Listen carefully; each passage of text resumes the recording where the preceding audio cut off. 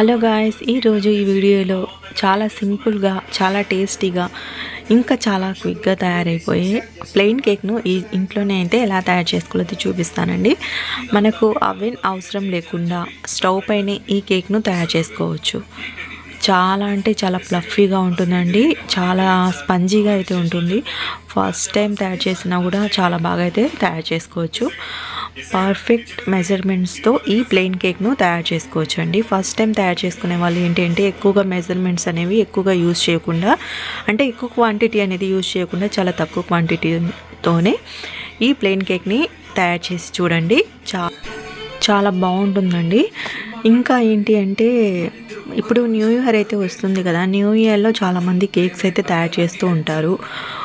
బయట షాప్స్ నుంచి తీసుకుని రావడం కంటే ఇంట్లోనే ఈ విధంగా కేక్ బేస్ను తయారు చేసుకొని మనకి ఇష్టమైన ఫ్లేవర్స్, క్రీమ్స్ అనేవి యూజ్ చేసుకొని ఈ విధంగా మంచిగా మనం కేక్స్ అనేవి డెకరేట్ చేసుకోవచ్చు అండి.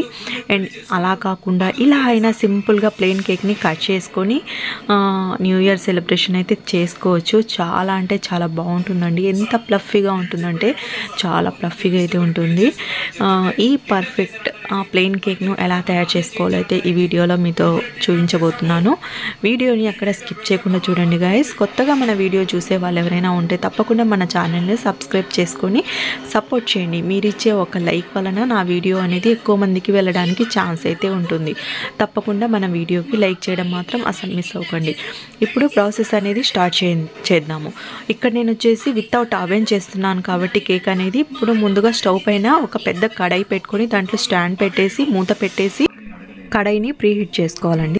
ఇప్పుడు వేరొక బౌల్ తీసుకొని దాని మీద స్ట్రైనర్ పెట్టేసుకోండి. పెట్టేసుకున్న తర్వాత ఒక 1/2 కప్పు వరకు, అంటే కప్పు కంటే కొంచెం తక్కువ మైదా పిండిని తీసుకొని స్ట్రెయిన్ చేసేసుకోవాలండి. మనం ప్లెయిన్ కేక్ చేసుకుంటున్నాం కాబట్టి మైదా పిండిని తప్పకుండా స్ట్రెయిన్ చేసి పెట్టుకోండి. ఈ విధంగా మొత్తం స్ట్రెయిన్ చేసుకున్న తర్వాత దీంట్లోనే ఒక 1/2 టీ స్పూన్ వచ్చేసి బేకింగ్ సోడాను, 1/2 టీ స్పూన్ వచ్చేసి బేకింగ్ పౌడర్ను కూడా వేసుకొని జల్లించి పెట్టుకోవాలి. ఇది పక్కన పెట్టేసుకోండి. నెక్స్ట్ ఇక్కడ మనం ఏ ప్యాన్లో అయితే మనం కేక్ అనేది తయారు చేసుకుంటామో ఆ ప్యాన్కి, అదే ఆ బౌల్కి మంచిగా ఆయిల్ అనేది గ్రీస్ చేసి పెట్టుకోవాలి. దానికి కొంచెం బటర్ పేపర్ అనేది వేసి పెట్టుకోండి అడుగున, లేదంటే కొంచెం మైదా పిండిని డస్ట్ చేసి పెట్టేసుకోండి బౌల్లో అడుగున. వచ్చి 1/2 kg కేక్ అయితే తయారు చేస్తున్నానండి. ఇక్కడ నేను వచ్చేసి 2 eggs అయితే తీసుకుంటున్నాను. మీరు 3 eggs కూడా వేసుకోవచ్చు అండి, నో ప్రాబ్లం.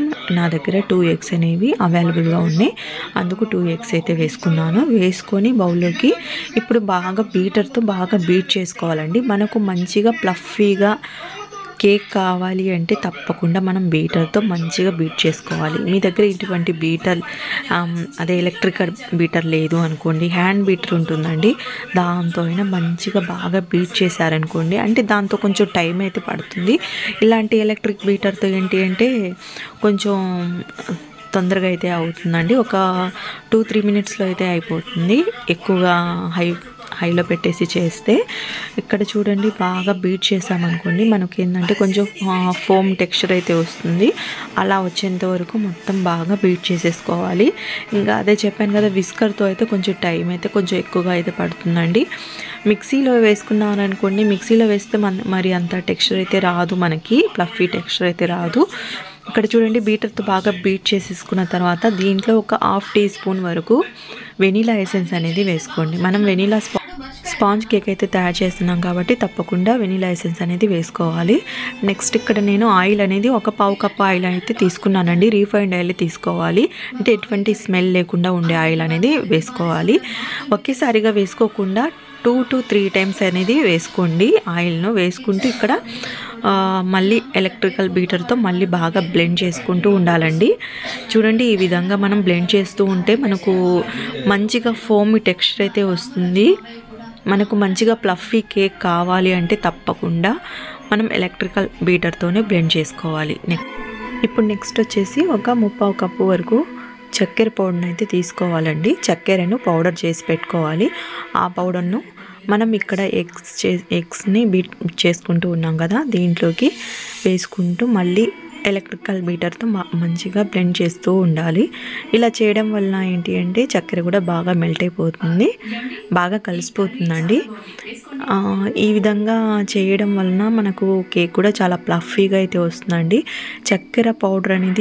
చక్కెర అనేది మంచిగా మెల్ట్ అవ్వకపోతే మనకి కేక్లో ఏంటి అంటే అక్కడక్కడ రెడ్డిష్ అయితే కనిపిస్తూ ఉంటుంది. చక్కెర మెల్ట్ అవ్వకపోవడం వల్లనేనండి అలా కనిపించడం అనేది. చూడండి ఎంత బాగా మనం బీట్ చేసుకున్నామో అంత ప్లఫీగా అయితే కేక్ అనేది వస్తుంది. చూడండి ఇక్కడ బాగా అయితే బీట్ చేసేసుకున్న తర్వాత మనం ముందుగా అయితే స్ట్రెయిన్ చేసి పెట్టుకున్నాం కదా మైదా పిండి అనేది, ఆ మైదా పిండిని ఈ విధంగా దీంట్లోకి ఈ మిశ్రమంలోకి వేసుకొని కట్ అండ్ ఫోల్డ్ మెథడ్లోకి ఈ విధంగా మనం స్పాచులాతో మొత్తం బాగా మిక్స్ చేసేసుకోవాలి. అంటే ఉండలు లేకుండా బాగా మిక్స్ చేసుకోవాలి. అంటే కొంచెం కొంచెం వేసుకుంటూ కలుపుకోవాలి. ఒకేసారి వెట్ ఇంగ్రీడియంట్స్లోకి మనం ఈ విధంగా డ్రై ఇంగ్రీడియంట్స్ని వేసుకోకూడదండి. మనకి ఏదైనా కొంచెం గట్టిగా అనిపించింది అనే డౌట్ వచ్చింది అనుకోండి, కొంచెం గోరువెచ్చగా ఉండే పాలు ఉంటాయి కదా, అంటే కాచి చల్లార్చిన పాలు ఉంటాయి కదా, పాలను ఒక 2 స్పూన్స్ 3 స్పూన్స్ అలాగా మిక్స్ చేసుకుంటూ కలుపుకోండి, సరిపోతుంది. ఎక్కువగా వేసుకోకండి. మరి ఎక్కువగా వేసుకున్నాం అనుకోండి మనకు కేక్ బ్యాటర్ అనేది పల్చగా అయితే అయిపోతుంది. మనకు కేక్ బ్యాటర్ అనేది రిబ్బన్ కన్సిస్టెన్సీ అనేది రావాలి. అలా వస్తేనే మన కేక్ అనేది పర్ఫెక్ట్గా పొంగుతుంది, ఇంకా టెక్స్చర్ కూడా చాలా బాగుంటుంది.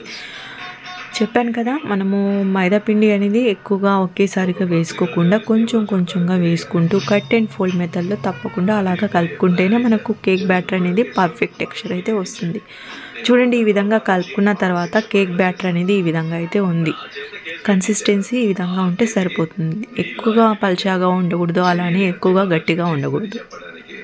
చూడండి రిబ్బన్ కన్సిస్టెన్సీ అనేది ఇలా వచ్చింది. ఇది మనకు 1/2 kg కేక్ అనేది తయారు చేసుకోవచ్చండి. ఈ విధంగా ఈ మెజర్మెంట్ అనేవి యూజ్ చేసుకొని ఈ ఇంగ్రీడియంట్స్తో 1/2 kg కేక్ని తయారు చేసుకోవచ్చు. అండ్ ఇక్కడ మనం ముందుగా అయితే డస్టింగ్ చేసుకున్నాం కదా, ఆ బౌల్లోకి ఈ కేక్ బ్యాటర్ను కూడా వేసుకొని ఒకసారిగా ఫోర్క్తో కొంచెం ఎయిర్ బబుల్స్ అనేవి ఉంటాయండి, అవి లేకుండా మొత్తం ఒకసారి కలిపేసుకున్న తర్వాత ఒక 2-3 టైమ్స్ వచ్చేసి ట్యాప్ చేసేయండి. ట్యాప్ చేసేసిన తర్వాత ఇప్పుడు మనము ముందుగా ప్రీహీట్ చేసుకొని పెట్టుకున్నాం కదా బౌల్లోకి ఈ కేక్ బౌల్ని కూడా పెట్టేసి మూత పెట్టేసి ఏ ఫ్లేమ్లో అయితే ముందుగా ఉంచామో సిమ్ ఫ్లేమ్లో అదే ఫ్లేమ్లో ఉంచేసేయండి. అలాగే ఉంచేసేయండి, ఇంకా మార్చకండి. అలాగే ఉంచేసి కేక్ బౌల్ పైన ఒక ప్లేట్ పెట్టేసి దానిపైన ఏదైనా బరువు పెట్టేసి 35 మినిట్స్ లేదా 40 మినిట్స్ అలాగే బేక్ చేసుకోవాలి. 35 మినిట్స్ తర్వాత ఓపెన్ చేసి చూడండి కేక్ అనేది బేక్ అయిందో లేదో చూసి మళ్ళీ ఏదైనా కొంచెం మీకు తడిగా అనిపిస్తే, అంటే ఫోర్క్తో కానీ లేకపోతే టూత్పిక్తో కానీ గుచ్చి చూస్తే తడిగా అనిపిస్తే మీకు ఇంకొక 5 మినిట్స్ అనేది ఉంచుకుంటే సరిపోతుంది. నాకు వచ్చేసి 40 మినిట్స్ అయితే పట్టింది ఈ కేక్ అనేది బేక్ చేసుకోవడానికి. చూడండి ఎంత ప్లఫీగా ఎంత స్పంజీగా అయితే ఉందో. 40 మినిట్స్ తర్వాత కొంచెం కూల్ అయిన తర్వాత కేక్ని డిమౌల్ట్ చేసేసానండి. చాలా స్పంజీగా అయితే ఉంది, అసలు కొంచెం కూడా అంటుకోలేదండి బౌల్కి. చాలా ఈజీగా అయితే రిమూవ్ అయిపోయి వచ్చింది. మనకు బేకరీలో ప్లెయిన్ కేక్ అనేది బేస్ అనేది ఈ విధంగానే ఉంటుంది. ఇలానే తయారు చేసుకొని ఎటువంటి షేప్స్ కేక్ అయినా మనం తయారు చేసుకోవచ్చు. అంటే కొంచెం క్రీమ్స్ అనేవి యూజ్ చేసి కేక్స్ తయారు చేస్తారు కదా, బర్త్డే కేక్స్ ఇలాగైతే చేస్తారండి. చాలా అంటే చాలా బాగుంది, టేస్ట్ కూడా చాలా సూపర్గా అయితే ఉంది. ట్రై చేసి చూడండి, ఎలా వచ్చిందో నాకు కామెంట్ సెక్షన్లో కామెంట్ చేయండి. వీడియో నచ్చితే లైక్ చేయండి, షేర్ చేయండి, మన ఛానల్ని సబ్స్క్రైబ్ చేయండి. Thank you for watching friends. Bye bye.